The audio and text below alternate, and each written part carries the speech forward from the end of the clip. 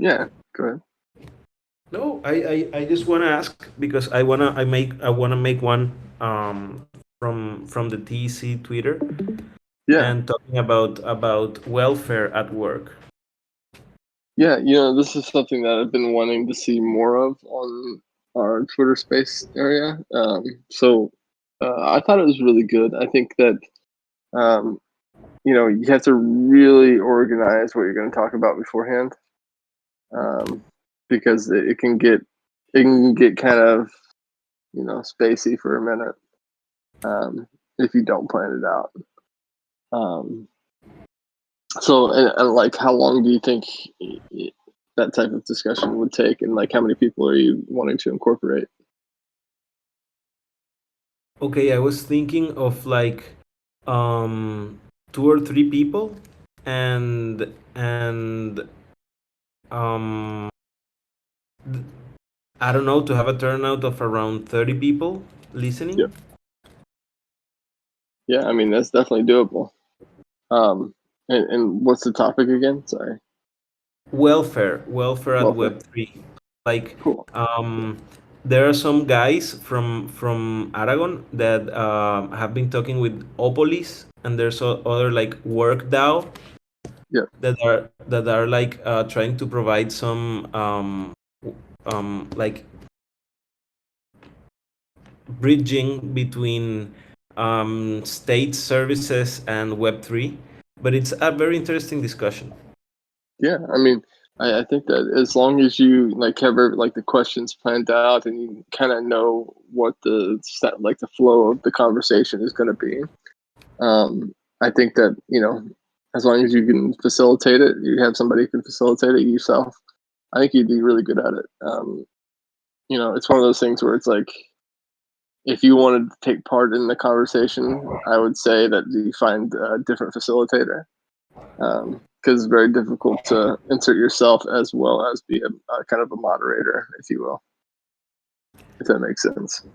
Yeah, yeah, of course. I this idea, I have been working it with Incandenza. I don't know if you Oh, know yeah, him. yeah, Yeah, yeah. he's really cool. That's awesome. Yeah. Yeah, so I think it's a really good idea. We did it with Chewy. Chewy had the setup. I think that, as far as I know, they may have changed it, but Twitter only allows you to do it from a desktop. So, or no, from your cell phone. So Twitter Spaces can only be done from your cell phone.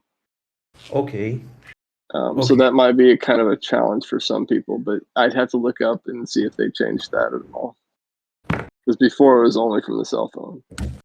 okay. I am gonna take a note on that.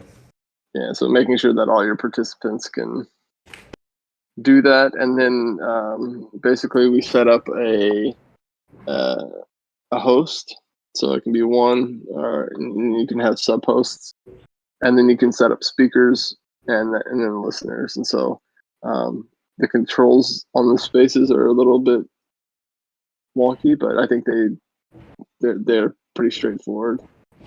Um, so yeah, I think it's very doable. Did you have like a schedule of when you wanted to do it? I was thinking on the 14th and 15th of September. 14th That's and 15th. Okay. yeah, because a lot of people is taking vacation, Yeah. and I think that they will be around coming back around those dates. So I Yep. think it will be good, attractive dates for the TC community. Yeah. Now, when I did it with the proposal inverter stuff, then we had to. I went through Chewy, who was pretty much solely responsible for setting up the entire thing, and so I would, I guess, suggest contacting Acid Laser and see if he can do the same, or if he needs help with that, or if we can figure out a process to allow this to happen more frequently. Yeah, I just talked with him, and he told me that he would be happy to do it, but I also wanted to talk with another steward to have like, yeah, advice process. But it's I think it's a amazing great idea. I that think you're we should talking. be having more conversations, especially around token engineering and everything else. Um, and I think it might be possible. I know if you're interested in doing it, like, this is something that I think would be really cool. That if You did it through your Gravity Twitter, and we used the TEC to actually promote it. If that makes sense. Yeah, I mean, I think there might be a way to channel like a dual page hosting, but I'm not sure. okay, But I maybe would look into that for sure, just to get to the kind of put the focal point on the Gravity. maybe what I can do is to join from the Gravity DAO Twitter. Yep, that's perfect. So we could set up the Gravity DAO Twitter to be the host through the TEC channel. Perfect. Yeah, I think that's a great idea. And honestly, I would like, if it were up to me, I think I would request that each working group hold their own space. Hold their own space once a month or something like that. I think that would be a really good initiative for us to kind of follow and just kind of get engagement. Perfect. And so you were talking with the people at Opolis as well? So like Joshua or something? No. John Paul. In Candensa, I was the one talking with the guys from Opolis and WorkDAO. Mm-hmm. And I don't he talked with Brian. Yeah. Well, I mean, I think a big change in what we're going to try to do right now is exactly what you're talking about. Is starting to get more partnerships going. I think your partnership with Aragon kind of set the tone for everything, and I think it's going to be a really good process. I've been talking with Gnosis DAO right now, and so we've been trying to organize some Sampo work. But I think the more we do that, the more we start to creep into other areas of token engineering. Yeah. So I like it. I see all these like as international relationships. Yep. As a new framework of international relationships, like each DAO it can be an actor in the world system. Yeah. And they interact between themselves. It's really cool. Yeah, and like it's really important to have these close relationships too, because it's like even with Gnosis DAO, I mean, it's a big DAO. It really is. Like, I mean, I know there's not a ton of people, but we've got $1 billion treasury, so it's like, yeah, let's talk with them. Let's get close with them. Let's see if we can, rise together. So, and Aragon is, they're the first ones who doubt it. So it's really great. Yeah. Hello. Oh, Sorry. hey, Edu. Sorry for being so late. How's everyone doing? Tardiness. Shame. Did you saw the new episode of Game of Thrones? No. It's cool. You should watch it. Everybody has said that, and I've been like, it's one of those things where it's like I've put it off so long that I won't do it now. All right. It's such an investment, though. How many seasons? Oh, I mean the new, not the old. Oh, they have a new. There is a new one, indeed. Uh-oh. Trying to milk that for all the money. But I mean, you're a dad now, so you are forgiven. Thank you. I appreciate that. I got the dad excuse. What are you guys doing? We're just talking about Wonka's wanting to hold the Twitter Spaces, and we're talking about how we should encourage kind of each working group to hold their own space. Try to get them to do it maybe like once a month, once every other month or something. Just kind of keep everybody up to date on what's going on and get used to being in a public space and speaking about things. Nice. That's a good idea. Yeah. I also want to talk to you about. No, so go ahead, Wonka. Sorry. No, nothing. Just to go with you. I was trying to host a Twitter space about welfare at work in Web3, and yeah, um, I was talking with Nate about that, and he was giving me some advice.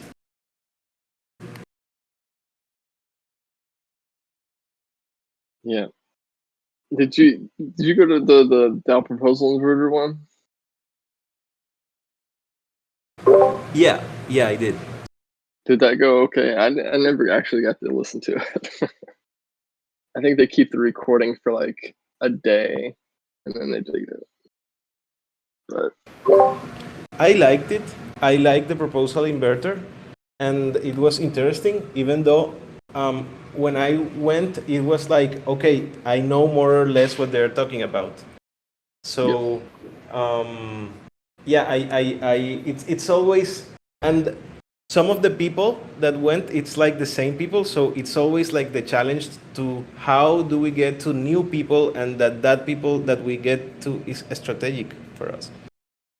Yeah, that is true. I think the messaging around them needs to be a little bit improved, I guess. I don't know. There's some things in outreach that we can do better. But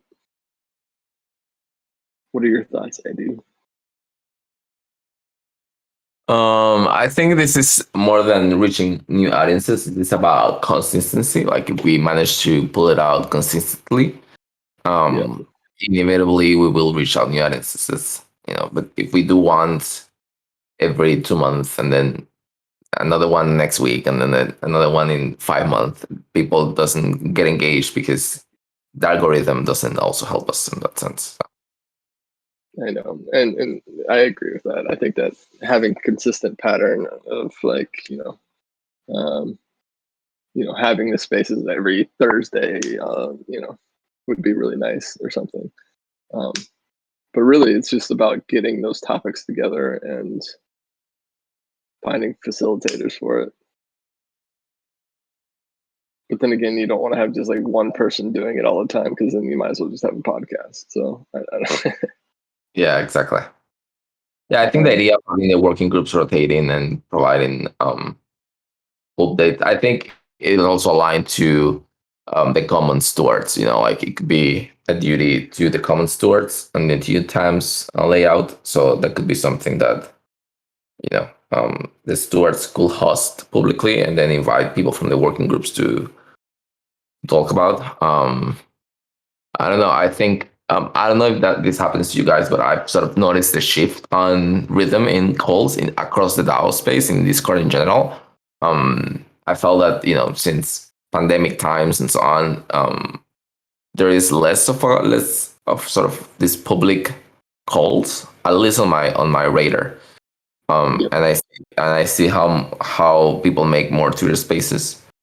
But at the same time, it's weird because it feels, and this is probably a weird comment, but I still feel we're in a transition phase. Like, so people still don't know where is the right place to do the right thing. So I think whatever we do, as long as it's consistent, it should work for us.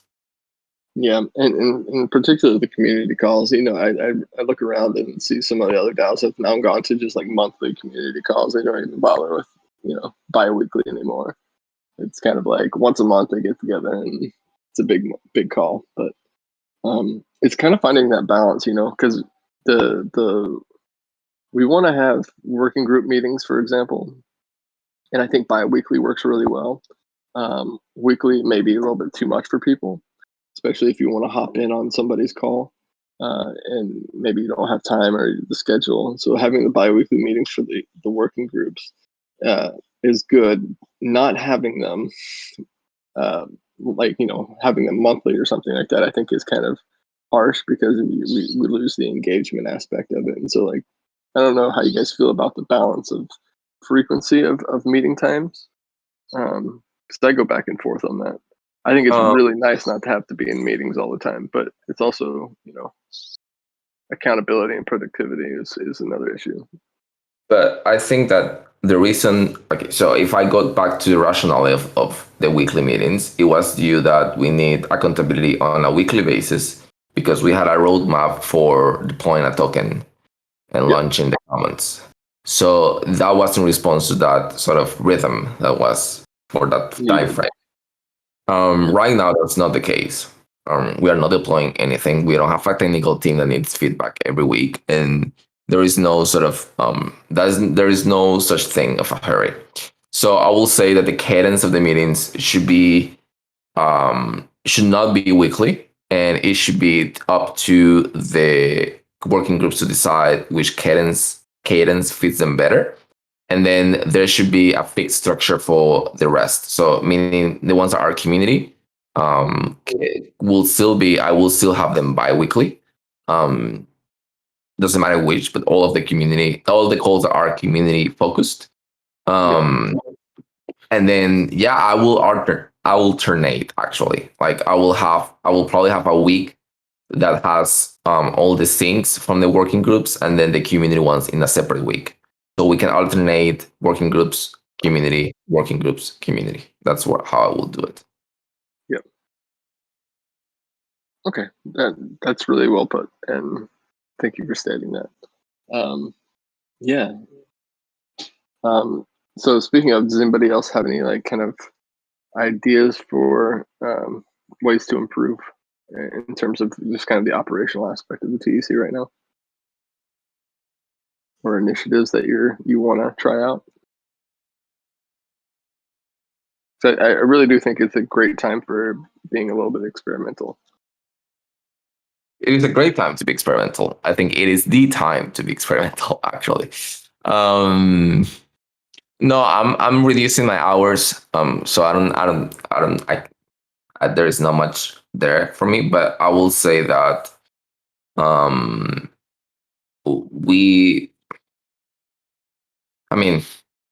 will say this. I think it is an interesting time to readjust all of these processes that we have overthink and taken for granted and assume they work and all of this, and just go a small checklist and go working group by working group, sort of small checklist, and maybe on the console something like Omega, you have done like constituency library, or Omega, you have received budget 3 months ago. What it's like, how the things are on your end, like do you need any support, like just have this sort of regular check-in, because all of the working groups are requesting funding.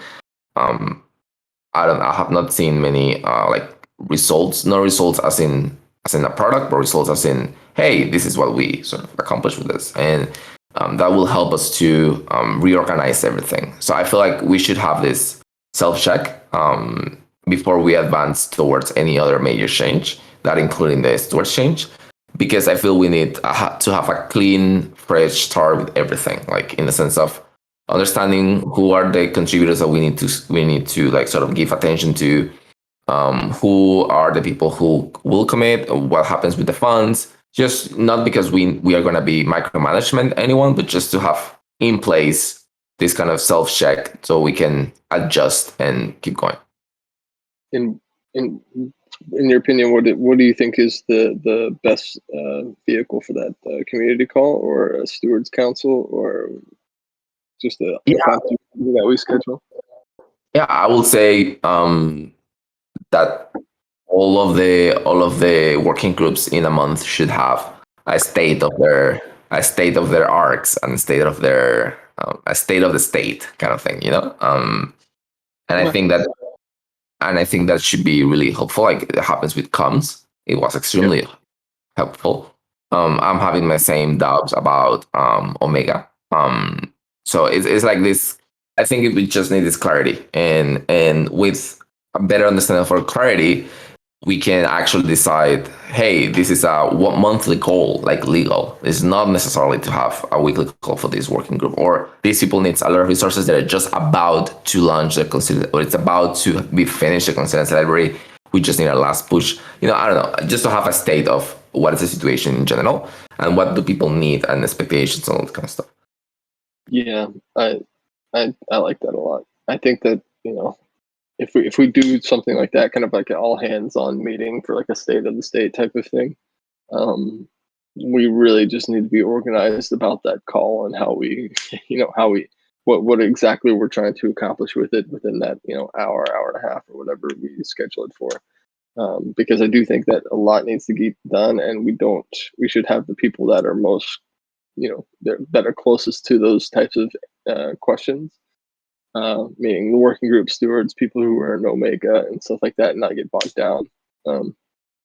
Because I would like to kind of have that snapshot, like you said, and then kind of, and I really like to use that information to start swarming. So like if there are things that need to be done, like whether it's gravity or if it's Omega, that hey, I need support with this initiative to close out this initiative. Like, hey, we have the people, and let's all just focus on this one thing and get it done, and then move on to the next thing. I really think swarming is how we should do this. But articulating that and planning for that is a little bit more difficult than I imagined. So, yeah. And I kind of wish that was a part of the steward transformation proposal. I think we have a good idea of like the how we want the roles to function, but not the interactions between those roles to function aren't very well articulated. And so, in terms of like sprint planning, how this is going to work going into the future, how we adjust to the new cadence. Yeah.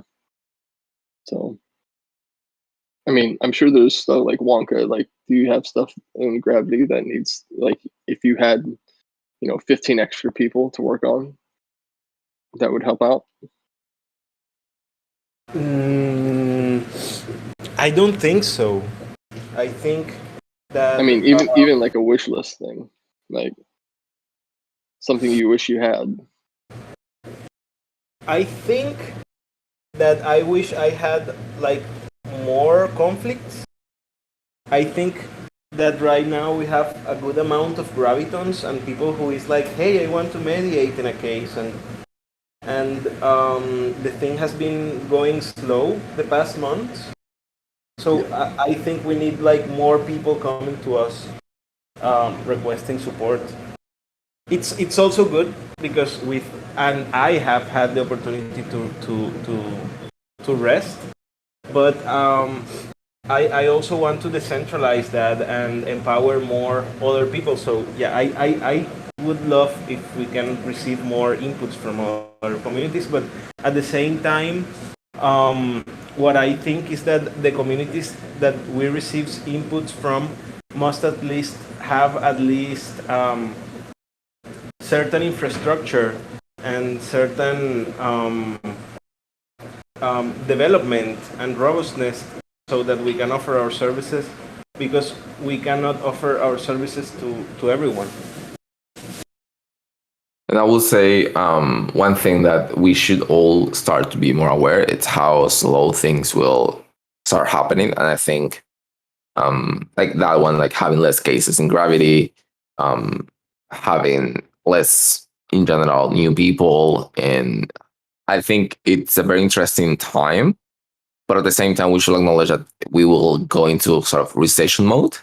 And I say this, believe in this, I think it's perfectly normal and healthy for us to sort of, slow down a little bit and just readjust and take our time to readjust.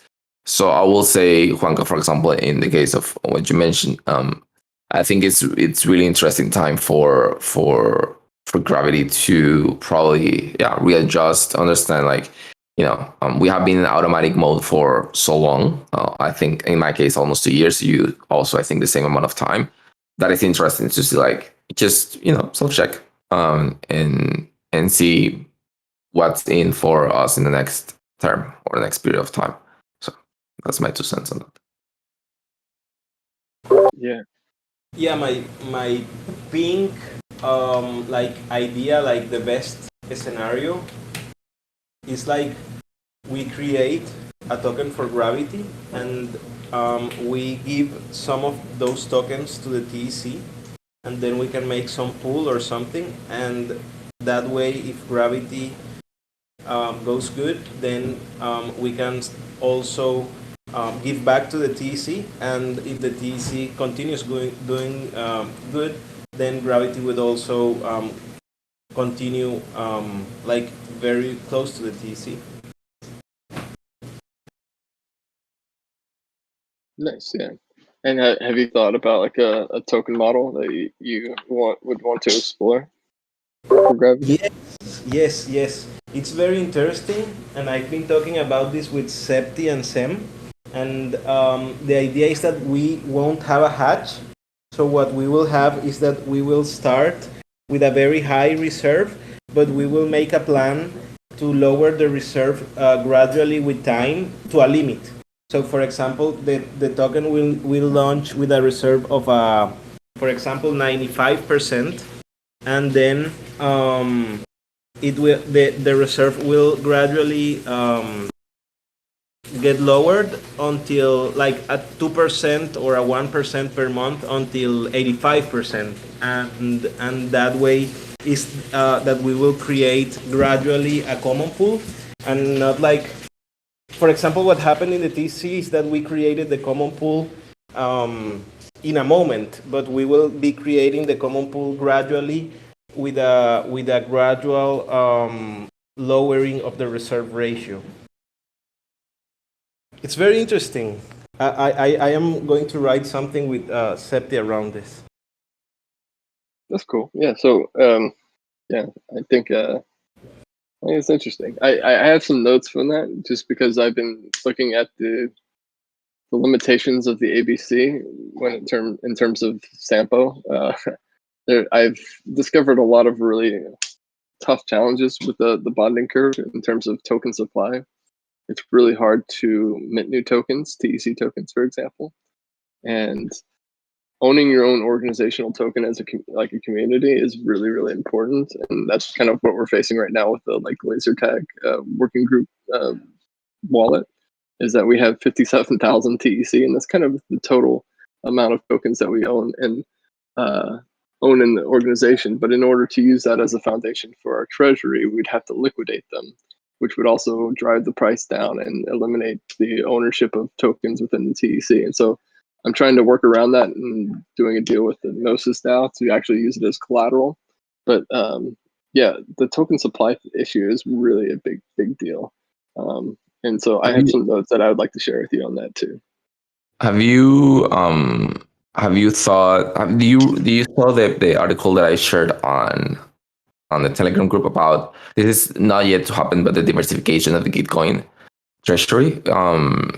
I think maybe having a deck or having some kind of presentation of some sorts, or well, I don't know how it's the process with these kind of things, but to have like to things like Gitcoin that are gonna do this diversification for the treasury I mean, well, Kevin is one of our hatchers, but basically the idea of you know, let them know that they can diversify their treasury by buying TC tokens and engage in our governance if they want. I think that's something that could. Yeah, for sure. That would be really awesome. So that's something that they were proposing to diversify with TC. No, they were proposing to diversify the treasury, and they were looking for communities who were value aligned to do that. So I'm saying It's like a token swap, or yeah, in this case, like Gitcoin is on the Telegram. Are you in the Telegram? Stewards? I am. I haven't checked. I haven't checked it in a while. I forgot. I always forget that I have Telegram. To be honest with you, I will send it to you here. So okay. but yeah, yeah, I so mean, that's where the problem lies, though. It's like if we wanted to do like a governance swap with them, you know, it's great for the moment right now, but it's also like, in order to start our treasury, we would need to either liquidate it, their Gitcoin, which is not really a token swap, because it becomes an unproductive asset. If you get what I'm saying. Like, it's good for diversification, but with the limited amount of funds we have in order to start a treasury in the TEC, that becomes a problem. If it's like the give tokens that we have. We have a partnership with Give where we did token swap and we have liquidity. But because of that partnership and our agreement with them, I cannot liquidate the TEC or the Give that's involved in those LP tokens, even though we have our water secondary liquidity. And if we want to start a treasury, I would rather not take money from the common pool, but repurpose the funds from laser tag. But we have 57,000 tokens. and we can't really mint more because it costs a lot of money to mint more. And to have a token swap, we basically freeze the Gitcoin tokens as well as freeze those TEC tokens in their treasury, and they both become unproductive assets. And because it's not going to look good if we do a governance swap and then we're just like, okay, we're going to sell this Gitcoin, liquidate it to use for our treasury. But yeah, I get what you're saying in terms of it's good to have that token swap. Yeah, I think we can sort of start researching certain potential partnerships of this kind. More on the, I think it's more on the philanthropical side of, hey, you have a bunch of millions there, might as well support it. And we have the Gitcoin, in general, we have the Gitcoin round coming, so I think we also should prepare for that. Yeah, and that's kind of what I'm doing with the Gnosis DAO right now. And so, because they got basically $1 billion treasury, I'm like, hey, let us use this TEC to get a kind of collateral for a loan, and then have a kind of a promise to buy back those TEC tokens at a later date. That way, we get to keep the TEC for future token swaps, and also get to use that collateral as a or that loan for the foundation of the treasury, and then just kind of slowly buy those tokens back over time. But my biggest fear is like if we sell a bunch of TEC tokens, that it'll signal to the community or have the potential for front running the bonding curve, which is not something I want to see happen. But that's neither here or there. I totally agree with the whole kind of value aligned organizations and swapping with them. Yep. Yeah. So what would we do today, since it's only the three of us? I wanted to throw an idea out to you real quick because it's something that I've been trying to work on right now. I've been working on it for a couple months, trying to.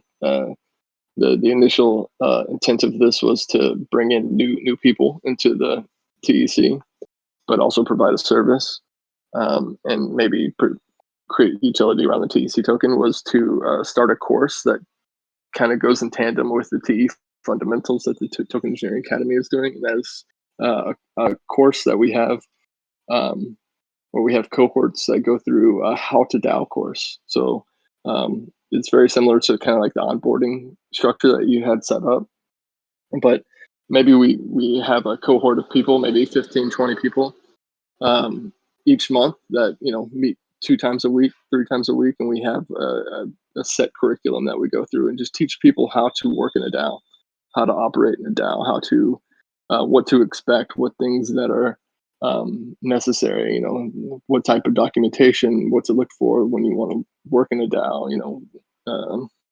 how bounties work, things like that, and just have this comprehensive course. So if people want to go through the token engineering fundamentals course, become a token engineer, they also need to learn how to operate within a DAO and what to expect when working for a project like that. And so I've been working on this curriculum document, and I was wanting to get some feedback here soon. But I just wanted to get your initial thoughts on it,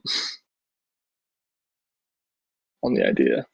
Yeah, I think it's a great idea. I think everyone needs that. I mean, everyone needs that in the sense of new people in the Web3 space who are all looking for this. What could be interesting is use that as a gateway for people to understand that this frame of how to DAO in the context of token engineering. So I will probably just suggest a tweak into sort of understand this from this perspective of token engineering, and how do we think are the best practices from our own experimentation. I don't know if I will frame it on the context of the academy because of how things are. Yeah. So I will say this is something we can start doing tomorrow if we want, actually.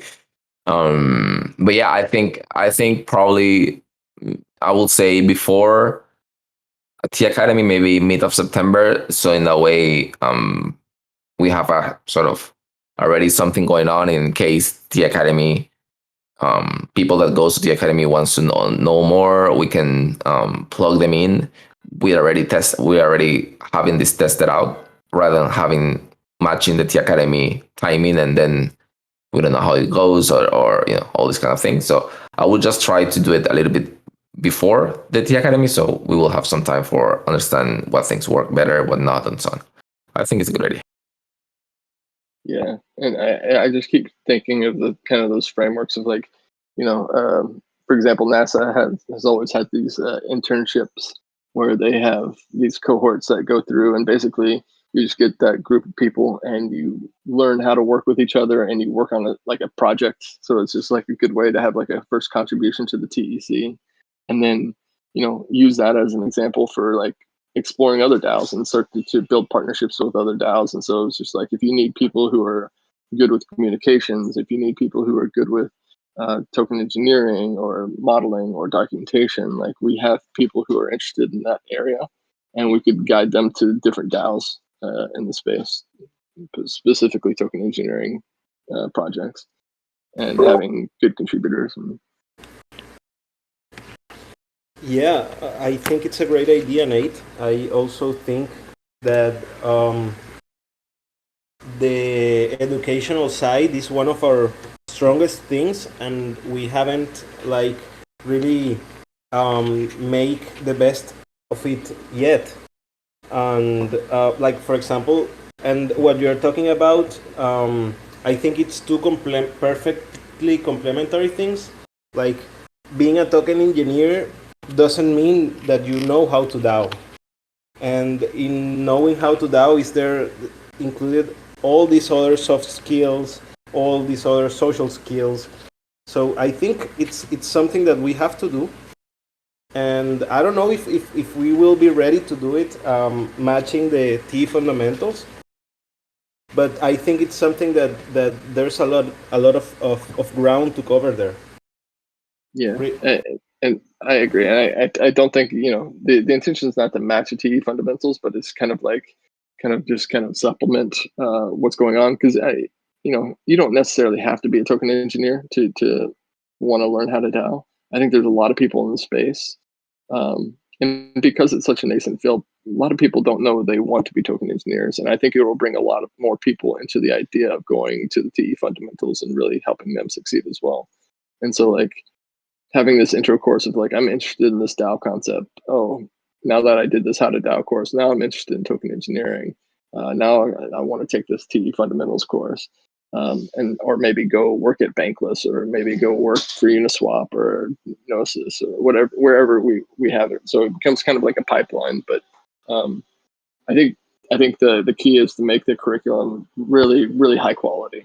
And that means having people who are dedicated to like educating in their own realm. So like Edu having like a session or two on community building, or maintaining community or voting or whatever, and then Wonka conflict management and DAOs. Like we can have these little snippets of what we are good at and lean into those types of things and educate those individuals and have them branch out into other projects and know that this is a place where you can learn how to do this.